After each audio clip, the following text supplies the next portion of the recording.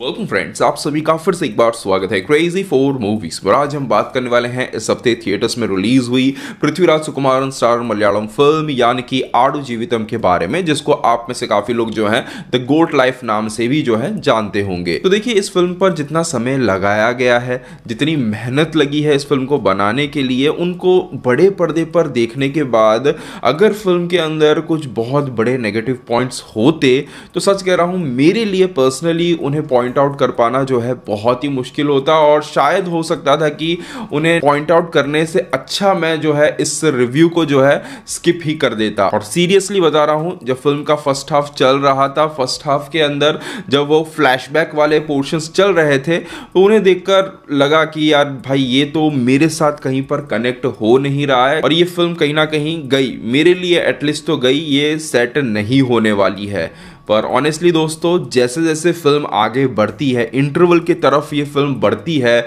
वैसे वैसे आपको ये फिल्म एक ऐसे एक्सपीरियंस की तरफ ले जाती है जहां पर फिल्म आपको इमोशनल भी करेगी। फिल्म रेगिस्तान के एक भयानक चेहरे को आपके सामने रखेगी, एट द सेम टाइम आपको देखने को मिलेगा यहां पर कैरेक्टर्स की उम्मीदों के टूटने और फिर से जुड़ने का एक बहुत ही कमाल का सफर, जो कि इस फिल्म को खत्म होते होते एक यादगार फिल्म बना जाती है। देखिए, अगर आप लास्ट 2-2.5 साल से भी अगर हमें फॉलो करते होंगे तो आपको पता होगा कि फिल्म, किसी भी फिल्म का स्लो स्क्रीन प्ले या फिर स्लो नरेशन मेरे लिए पर्सनली प्रॉब्लम नहीं बनता है। एटलीस्ट तब तो कभी भी नहीं बनता है जब उस slow narration, slow screen play के पीछे एक प्रॉपर वैलिड रीजन हो और उस स्क्रीन प्ले का जो लास्ट पे ऑफ हो वो सेटिस्फाइंग निकले, तो कभी जो है वो नेगेटिव में आता ही नहीं है। और अगर बात करें आडू जीवितम फिल्म की, तो फर्स्ट हाफ की ही तरह सेकेंड हाफ भी इस फिल्म का काफी स्लो है, पर इतना स्लो होने के बावजूद भी फिल्म एक पल के लिए भी जो है नजर हटाने का मौका नहीं देती है। और इस चीज को देखते समय आपको पता चलेगा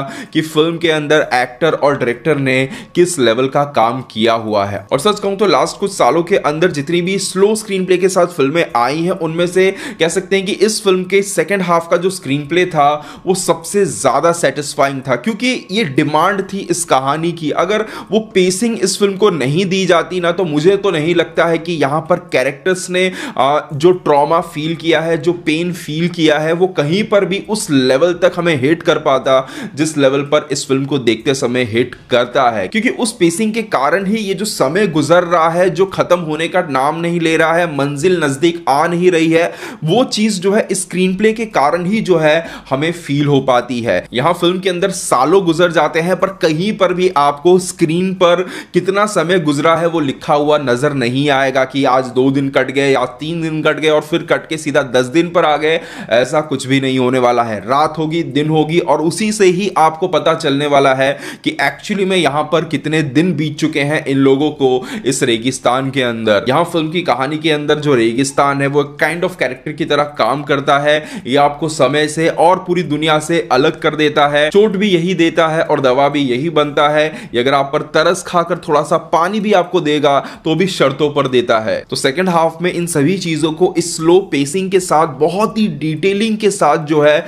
यहां पे प्रेजेंट किया गया है। और ये चीजें किस तरीके से एक व्यक्ति को मानसिक तौर पर चोट पहुंचाती है, उसे भी इस फिल्म में दिखाने की कोशिश की गई है। कहते हैं उम्मीदों पर दुनिया कायम है, तो वो उम्मीद जब एक आदमी के लिए खत्म हो जाती है तब उसकी हालत किस तरीके से होती है, वो किस तरीके से रिएक्ट करता है, किस लेवल तक जा सकता है, इन सभी चीजों को फिल्म में देखते समय सही में आप इमोशनल हो जाओगे। फिल्म का इंटरवल शॉट अपने आप में एक आर्ट पीस है। वहां पर जिस तरीके से उन भेड़ों के बीच में पृथ्वीराज सुकुमारन का कैरेक्टर अपने चेहरे को सामने लाता है, उसका चेहरा बिल्कुल उन भेड़ों की तरह ही एक तरफ से नजर आने लगता है। वो जो शॉट था, वहां पर पृथ्वीराज का जो लुक था, उनके जो एक्सप्रेशंस थे, वो जो फ्रेम था, जस्ट ब्रिलियंट। और वहीं से अगर आप देखोगे तो काइंड ऑफ कह सकते हैं कि पृथ्वीराज का जो कैरेक्टर है वो इस गुलामी को एक्सेप्ट करने लगता है। अगर आप देखोगे तो यहां पर ये जो भेड़ें हमें फिल्म में नजर आती हैं, इनको जिस तरीके से एक्सप्लॉइट किया जा रहा है, इनको जिस तरीके से गुलामों की तरह रखा गया है,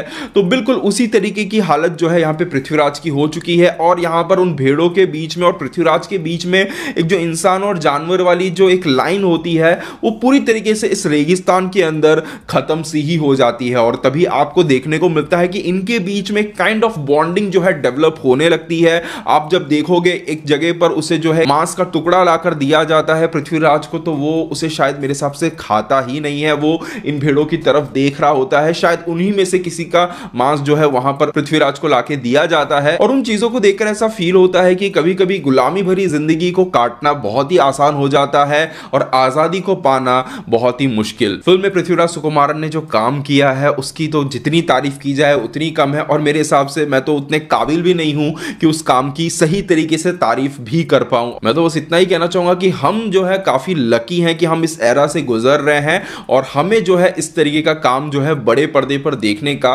मौका मिल रहा है। और जिस तरीके से पृथ्वीराज की आवाज जो है फिल्म स्टार्ट होने से लेकर फिल्म खत्म होने तक बदलती जाती है, वो वॉइस मॉड्यूलेशन वो इतना कमाल का है कि उसी से आप अंदाजा लगा सकते हो कि बंदे ने उस कैरेक्टर को किस तरीके से जिया है। और सबसे बड़ी बात यह है कि उसने इतने लंबे समय के लिए जिया है। ऐसा नहीं है कि एक 6-7 महीने के अंदर फिल्म की शूटिंग खत्म हो गई तो बंदा कैरेक्टर के अंदर ही है। वो इतने लंबे समय तक इस फिल्म को कर रहा था और उसके बावजूद भी उसने कहीं पर भी कैरेक्टर को छोड़ा नहीं और इस डिटेलिंग के साथ उसने जो है यहां पर फिल्म के अंदर उसे प्रेजेंट किया है। इतना ही नहीं, फिल्म में पृथ्वीराज सुकुमारन के दोस्त का एक कैरेक्टर है, गोकुल नाम के जो एक्टर है वो प्ले कर रहे हैं, हकीम नाम का कैरेक्टर है। उस बंदे ने भी फिल्म में जो काम किया है ना वो कमाल का है, क्योंकि सेकंड हाफ के अंदर उस बंदे के कुछ ऐसे पोर्शंस हैं जो सही में बहुत ही खौफनाक थे। इसके अलावा विजुअल्स कैसे रहने वाले हैं वो आप ऑलरेडी ट्रेलर और टीजर में देख चुके हो और बड़े पर्दे पर वो विजुअल्स ही हैं जो आपको पूरी तरीके से उनकी उस दुनिया में जो है आपको ले जाएंगे। बाकी मुझे पता नहीं, अगर आप में से किसी ने हिंदी डब्ड वर्जन देखा है तो मुझे बताइएगा कि उसके अंदर क्या हुआ है, क्योंकि मलयालम वर्जन के अंदर अगर आप देखोगे तो फिल्म के अंदर 2 भाषाओं का सबसे ज्यादा इस्तेमाल किया गया है, एक है मलयालम और दूसरी है अरबिक। अब देखा जाए तो मलयालम से ज्यादा आपको जो है फिल्म में अरबिक भाषा जो है सुनने को मिलती है, तो उसे हिंदी डब वर्जन में किस तरीके से रखा गया है, अरबिक ही रखा गया है या फिर उसे भी जो है डब कर दिया गया है, वो आप मुझे कमेंट में जरूर बताइएगा। क्योंकि अगर उसे भी जो है डब कर दिया जाता है तो फिल्म के काफी सीन्स का जो है कोई मतलब ही नहीं बनेगा। तो क्या है क्या नहीं आप कमेंट्स में जरूर बताइएगा। और मुझे तो भरोसा है कि एटलीस्ट यहां पर पृथ्वीराज के द्वारा इस फिल्म को रिलीज करवाया गया है, काफी ध्यान रखा है उन्होंने इस फिल्म का, तो वो चीज जो है एटलीस्ट यहां पर नहीं होगी, पर कोई भरोसा नहीं है, इसलिए कमेंट्स में आप जरूर बताइएगा। तो ओवरऑल कहा जाए तो फिल्म आडू जीवितम डेफिनेटली एक कमाल की फिल्म है। अगर आपको सर्वाइवल थ्रिलर फिल्में देखना पसंद है तो जरूर इस फिल्म को बड़े पर्दे पर देखिए, बिल्कुल जो है मिस मत करिएगा। हाँ, जो चीज मैंने शुरुआत में कही अगर वो आपके लिए बहुत बड़ी प्रॉब्लम है तब आप डिसाइड करिए कि आपको देखना है नहीं देखना है। फिल्म का स्क्रीन प्ले जो है वो स्लो है, फिल्म जो है डिटेलिंग में जाती है, फिल्म जो है एक एक चीज को हमारे सामने रखती है। और अगर फिल्म देखते समय आप समझ गए कि क्यों इसे इतना स्लो रखा गया है तब तो मेरे हिसाब से ये चीज आपके लिए कहीं पर प्रॉब्लम नहीं साबित होगी। तो ये था मेरा ओवरऑल ओपिनियन इस फिल्म को लेकर। अगर आपने फिल्म देख ली है तो आपको फिल्म कैसी लगी है कमेंट सेक्शन में जरूर बताइएगा। मिलते हैं हमारे अगले वीडियो में, तब तक के लिए बाय, टेक केयर।